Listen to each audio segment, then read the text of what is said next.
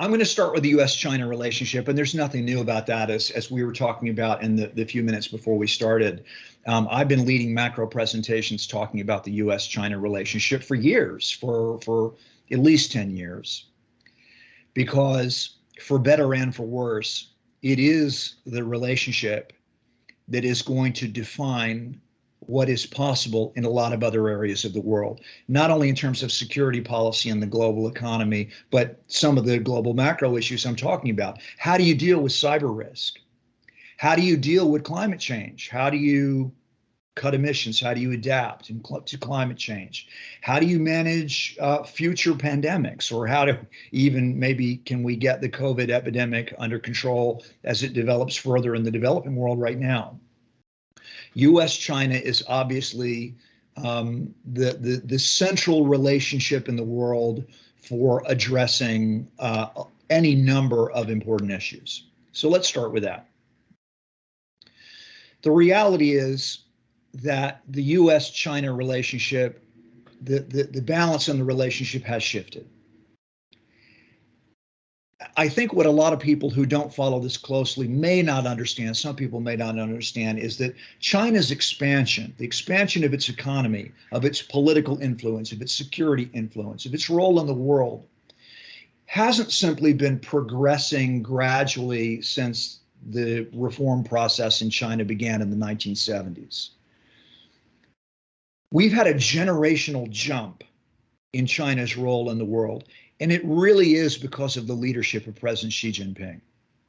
So as many of you who follow China know, before Xi Jinping, the guiding principle in China's relationship with the world goes back to former leader Deng Xiaoping, who famously said that China's wise strategy would be to hide its strength and bide its time. Slowly become stronger. Don't flex your muscles. Don't pick fights in the rest of the world. Hide your strength and bide your time. That is not Xi Jinping's agenda.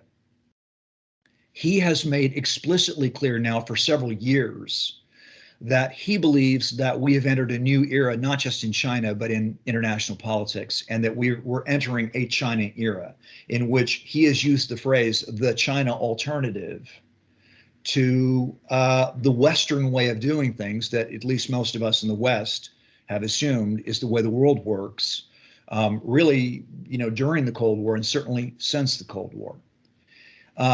I'm not trying to cast Xi Jinping as a Bond villain here in a James Bond movie. I think this is a natural progression in China's rise.